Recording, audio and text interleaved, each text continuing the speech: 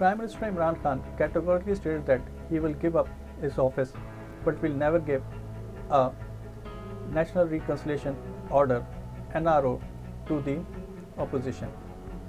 He maintained that the parties have been blackmailing the government since day one to grant them amnesty.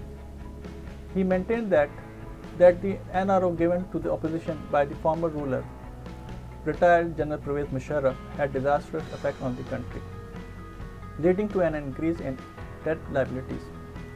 Considering 2007, the year of NRO, the National Assembly of Pakistan had completed 5 years for the first time, and consolidation of democracy was imperative. President General Pervez Musharraf was determined to give a restart to the nation. NRO was a prerequisite for the start of healthy political activity. Internally, the NRO was made by Pakistan to discredit corrupt politicians and create a leeway for a start of a third-party political force in Pakistan, meaning today Imran Khan PTI or equivalent.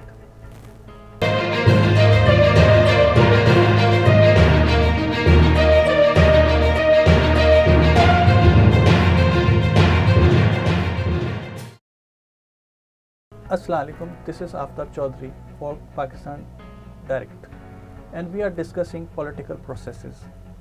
We have today National Reconciliation Order (NRO) 2007. These events are given for learning how the political process in Pakistan is repeated with the same thought and with the same results, especially youngsters with the ambition to understand and support their counterparts or friends to replace this existing bad leadership. Benazir Bhutto, the daughter of Pakistan's former leader, has been attending a rally in Bradford. To you, because I saw you on television last night talking to people in Bradford, wasn't it? You were in That's Bradford, right, I was in Bradford. Returning to Pakistan very shortly, I suppose. Well, we're going back on Wednesday and it's all very exciting. We learned gaining power and being in power were two different challenges.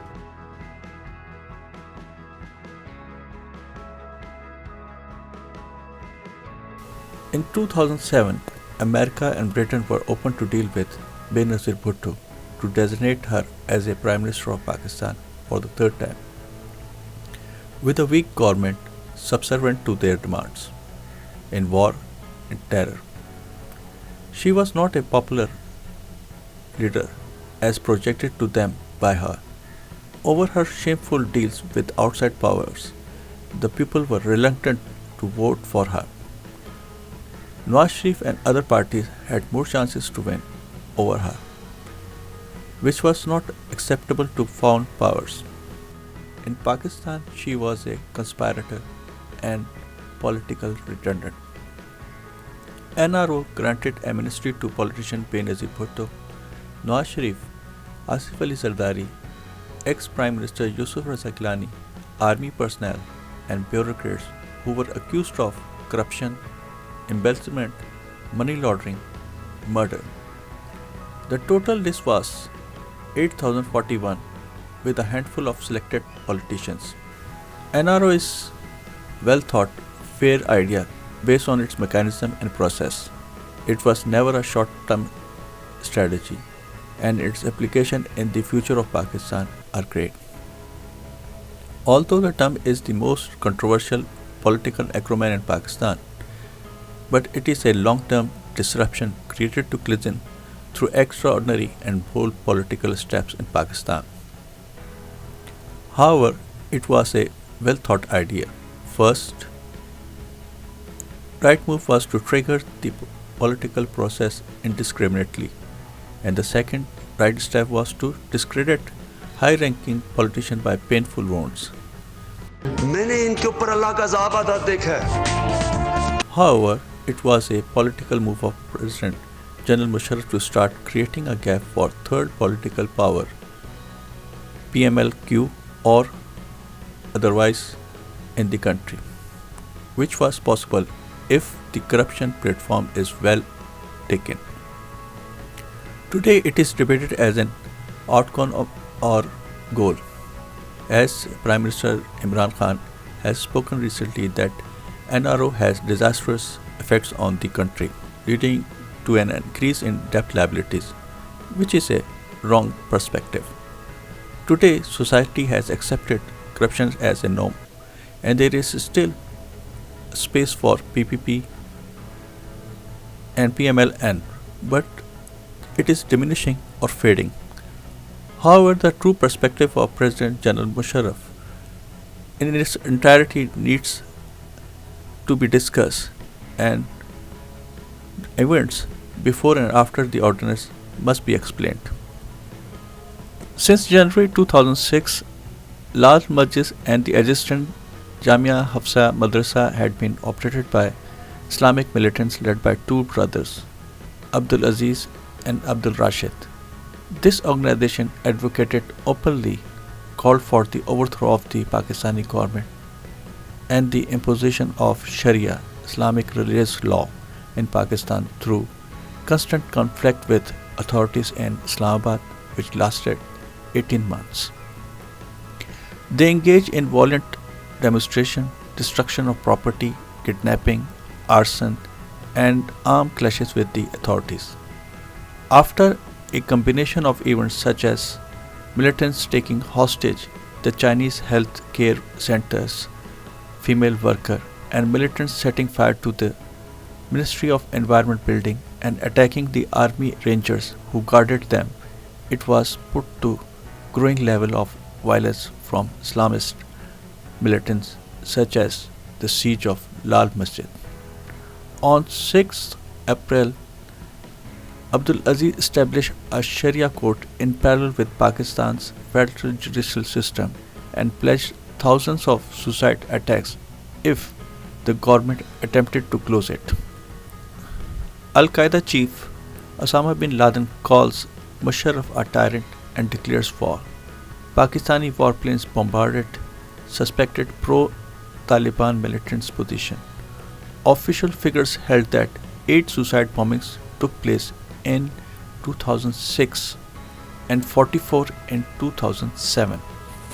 In 2006, the lawyer Etazaz Ahsan, together with Nawaz Sharif and Benazir in London, developed a joint plan of action and signed a Charter of Democracy, a document calling for an end to military rule. The US and UK wanted a weak government for more deliverance in war in Afghanistan. They nevertheless wanted a power-sharing deal and did not want Musharraf removed from the power completely and risking the relationship and trust of the military. They debated President Musharraf through activism and others and made him to compromise. Etazaz Ahsan returned and supported the lawyers' movement in 2007, and the image of President Musharraf was shown as deteriorating. In the few months of 2007, manifold conflict had already raged between Chief Justice Iftikhar Muhammad Chaudhry and the Pakistani government. The judiciary takes on the driving seat from all the cases of public interest litigation, ranges from the cases of kite flying to the privatization of national institutions like steel mill to the constitutional cases. This proactive role of the judiciary had created apprehensions not only in Pakistan but all the international level too. However, the country is a parliamentary democracy under the separation of power. Judiciary, bureaucracy, and legislation has to be separated. The opponents of judicial activism hold that it crosses its jurisdictional limits and interfere in the matters which are purely prerogative of executive and legislature.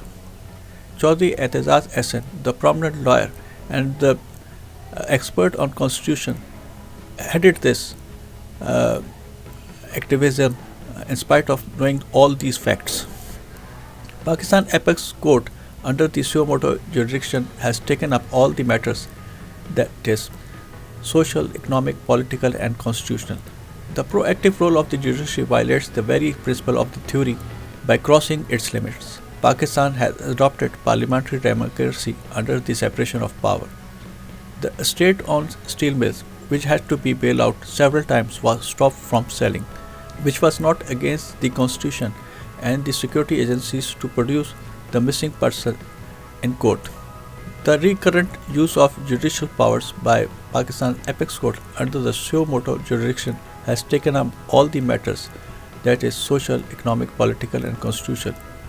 In Chaudhry's leadership, the court had increasingly started exercising independence from the government.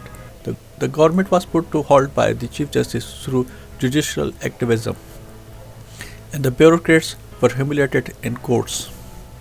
On March 2007, Musharraf had no other choice but to suspend Chaudhry from his post for alleged charges of misconduct, misuse of power and corruption through authority, particularly corruption charges.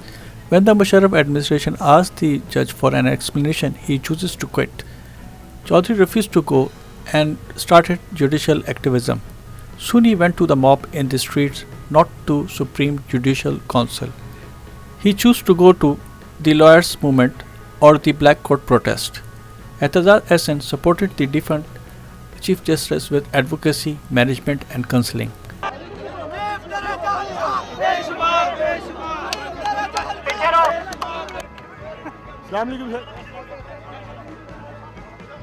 Musharraf is already history. We are not stopping at Musharraf or at his doorstep because he is history. We want Parliament to exercise its authority and power in removing removing all obstacles before in the way of the independent judiciary, the brave judges who did not take oath to the military command and stood by their own oath, and they are led by Iftikhar Muhammad Chaudhry, Chief Justice of Pakistan. We want his restoration, and the Americans may better and the West may better make a quick choice. This he regretted on some friendly media after putting the nation on standstill and sustaining huge financial losses for more than a year. He is never charged for his irresponsible activity, where it was obvious to an ordinary man. इतना powerful chief justice Pakistan में कभी नहीं आना, ना कभी आएगा। इतनी धूम धड़क्के से एक डिक्टेटर, आर्मी चीफ, प्रेसिडेंट और फिर एक डेमोक्रेटिक गवर्नमेंट को मजबूर करके वो रीइंस्टेट हो, जिसको हमने रीइंस्टेट कराया हो, उसने इतना बड़ा मौका गंवाया, एक पर्सनल एजेंडे पे शुरू हो गए, जो कि बस चलिए आई एम ग्लैड आप ये तो मान रहे हैं कि वो एक पर्सनल एजेंडे पे शुरू हो गए। ये तो मैं कहता हूँ, ये तो मुझे तकलीफ है इस बात की। और वो पर्सनल एजेंडा मेमो गेट में आ रहा है, वो एनआरओ केस में आ रहा है, वो क्या उसका नाम है, प्रेसिडेंशियल इलेक्शन 15 मिनट में आगे कर दी नवाज शरीफ की तरफ से, इंडिया जब दिया गया 9 दिन उसको एडवांस कर दिया, अर्ली कर दिया। क्या था कि जी कुछ लोगों ने इत्तेकाफ पे बैठना है, तो बात हुई बगैर दूसरे कैंडिडेट्स को बशमूर रजा रबानी को नोटिस दिए, तो वो कुछ इस तरह हो गया, मुझे उसकी तकलीफ। The unrest began as the recently suspended Chief Justice Iftikhar Muhammad Chaudhry arrived at the Jinnah International Airport on 12 May 2007, Karachi. Gunfights and clashes erupted across the provincial capital as Pakistan People's Party, Awami National Party and Pakhtunkhwa Milli Party activists who supported the judge and the other side, the pro-government Muhteda Qawmi movement activists took to the street against each other. The government machinery was used to block all major roads. Police was accomplice and a silent spectator to the violence. News media was attacked at Guru Mandir Business Recorder Road when MQM activists began firing at Aaj TV headquarters, which was shown on live television. Chaudhry supporters had announced a public rally to welcome the judge, while at the same time the MQM also announced a demonstration of their own to protest against the politicization of the issue of judge suspension.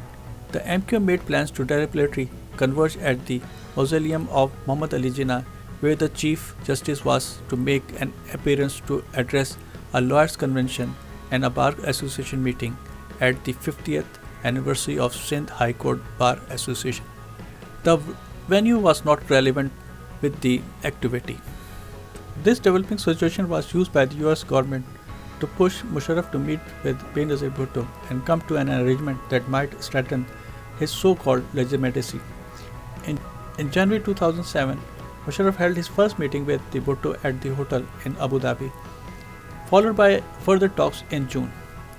As a result of their discussion, it was agreed that the Pakistani government would drop all charges of corruption against both Bhutto and her husband. This was achieved through the introduction of National Reconciliation Ordinance (NRO), a measure which will nullify all pending criminal proceedings against politicians. The ordinance also lifted Musharraf's ban on individuals serving more than 2 terms as Prime Minister. It was agreed if Musharraf stepped down from his military position and was elected as a civilian president, then Bhutto would be willing to serve under him as Prime Minister.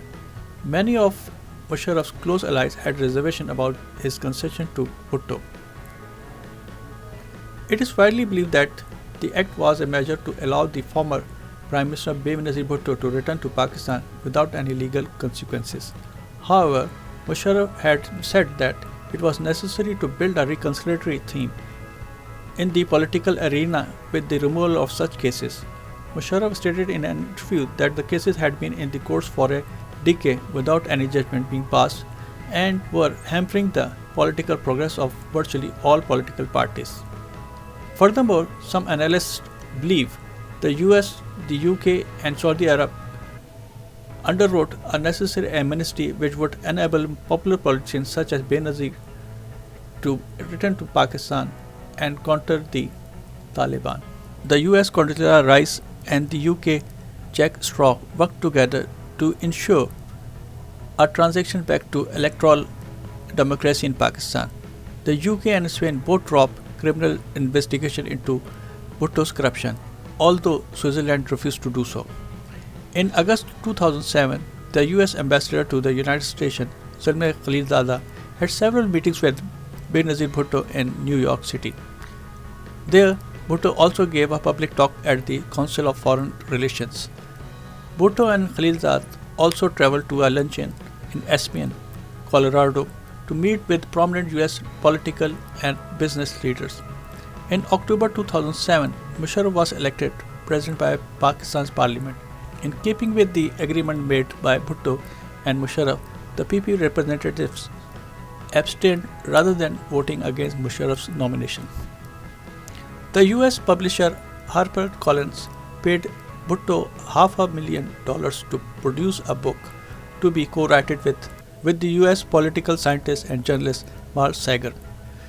This can be ascertained the foreign powers are directly involved in the political situation in Pakistan.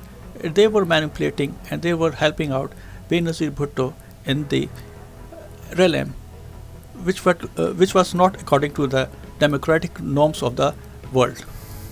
In a 2007 article for the Los Angeles Times, Bhutto's niece Fatma Bhutto called her a puppet Democrat linked to the US government's new conservative agenda. Ahmed thought its policies primarily benefited the privileged classes and was thus a right-wing rather than a left-wing party. During her years in office, Bhutto also did nothing to seriously challenge the feudal nature of the rural Pakistan. Under Bhutto, Ahmed wrote, people from the wealthy feudal class dominated the PPP both at the federal and the provincial levels. Monos concurred, describing Bhutto as a woman of contradictions. However, Alien commented, no one seriously suggested that the evidence had been fixed or that Bhutto and Zardari were not thieves on a grand scale. She remained in Dubai for 8 years, for 5 of which her husband remained imprisoned in Pakistan. She remained head of the PPP and spent much of her time in exile fighting the corruption charges that were being brought against her and her husband. Some of her close political advisors suggested that she abandoned him for the sake of her political career. Bhutto returned to Pakistan in October 2007, arriving in Karachi. It was widely thought that she had a strong chance of becoming the country's next Prime Minister in the 2008 election. Although her deal with Musharraf and links with the US had dented her popularity, and Sharif, still in Saudi Arabia, was more popular in the opinion polls. Bhutto described the main problem facing her country as the clash between moderation and extremism, and was pessimistic about her safety. Bhutto was committed to democracy and modernization, and believed that the future of the Islamic world lay in the embrace of these processes. However, Allen thought that it was hard to pin down what Bhutto's core political values actually were, which is due to her chaotic learning. Bhutto's choice of reading material was actually either utilitarian or pleasurable rather than intellectual. She enjoyed reading Mills and Bond, romance novels, and the celebrity-focused Hello magazine. Allen thought her to have some genuine, if unorthodox, religious belief mixed with superstition. Musharraf had first-class access to intelligence reports, and he was mastering the game between Pakistan, Afghanistan, Britain, America, and India. While Bhutto's motorcade was making its way through a crowd in Karachi, two bombs exploded. En route to a rally in Karachi on 18th October 2007, killing at least 149 and injuring 402 people. Bhutto herself was physically unharmed. Bhutto alleged that the 4 suicide squads had been dispatched to eliminate her, and that there were key officials in government involved in the plot. She sent a list naming these officials to Musharraf. Bhutto requested that Musharraf bring in the British Scotland Yard or the United States Federal Bureau of Investigation to investigate the crime, but he refused. The same request was made by the Bhutto before arrival to Britain and United States, and those requests were declined. Pakistan's Taliban Masood nevertheless had a motive. He believed that Bhutto's pro-American and secularist agenda would undermine the Pakistani Taliban control of South Waziristan and hinder the growth of Sunni Islamist radicalism. Al-Qaeda commander Mustafa Abu al-Yazid claimed responsibility for the assassination, declaring that we terminated the most precious American asset which vowed to defeat the Mujahideen. Many in Pakistan had reasons for wanting Bhutto dead. Her killing was advantageous to both the military establishment and to the Islamic fundamentalists who dispensed her. Bhuttos and Sharif have a continuous flowchart for rising to power in our country by negotiating sovereignty of the nation with America, Britain, India. They seek concession through them with amendments in law and constitution. They risk security to business inside and outside the country, particularly at the rise of the economy. Zulfikar Ali Bhutto and Ayub Khan must be remembered. Z.A. Bhutto had pioneered this method while remained unchecked. They adversely act to undermine the nation's right to self-determination and sovereignty. This is never tried in courts, while judicial activism becomes a norm. I have formulated reconciliation as an occurring when the primary conflict era of political identities no longer mobilize political loyalty, and other overlapping identities emerge in their place. For instance, Ehtijaj Ahsan and lawyer movements came into existence. The focus is on a political social equality with a special emphasis on the status of victims and survivors. I argue that it neither entails nor necessitates forgiveness. Rather, I claim political reconciliation should be conceptualized as the re-establishment of mutual respect. When a society governs with respect, publicly declared legal rules establish clearly and become practicable standards for behavior. Musharraf's determination to give a restart to the nation from NRO and consolidate democracy got success. Pakistan can build a strong democratic political system. There was an extended period of conflict and the country needs to be restarted. Political reconciliation is indispensable to the establishment or restoration of democratic relationship and critical to the pursuit of peacemaking globally. The reform process often required duplicity, deceit, faulty assumptions, and purposeful blindness. He thus gave his permission to his host's project of reforming differences rather than eliminating them. Mostly cheerful and optimistic, President General Pervez Musharraf on 5th October 2007 announced the Reconciliation Ordinance, resulting in parleys with Benazir Bhutto in Dubai. He outsmarted on ever predictable and zero strategy of Bhutto and exchanged his destiny of probable assassination with her from the Islamic militants.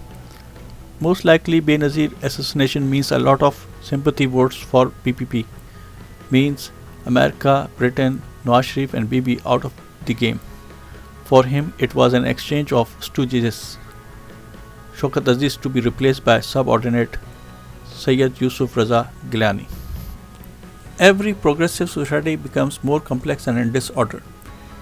If the process of social modernization that produces this disorder is not matched by the process of political and institutional modernization, a process that produces political institutions capable of managing the stress of modernization, the result may be violence. Focusing on the unique moral damage that attends the deterioration of political relationship, Murphy identifies the precise kind of repair and transformation that processes of political reconciliation ought to promote. On occasion, it is misleading to speak of reconciliation, since there is no prior morally acceptable condition to which to return, but the term continues to be used to deal with post-violence relations. At the overture of NRO is political reconciliation, involving to repair the damaged political relationship, considering the possibility and moral justifiability of pursuing political process in the aftermath of systematic and egregious or shameful wrongdoings. General Pervez Musharraf promulgated National Reconciliation Order, passed during severe political tension, but governors cannot be replaced by judicial institution. The exhaustive literature on judicial activism acknowledges the positive contribution of the phenomena, but asserts along that it is not the alternate governing body of executive. Chief Justice Iftikhar Chaudhry and Atazaz Ahsan both knew this phenomena, and they deliberately put the country into disastrous end. The true perspective of the National Reconciliation Order is mistakenly considered an outcome or goal. This is a transitional justice. How can post-repressions and conflicted society justly make the transition to stable and democratic government, given the reality of the past wrongs and harms? It is a process to improve the relations among parties firmly at odds with one another. Justice was sacrificed for peace. This is a renewal of social and personal relations through repentance and forgiveness, which is still in progress.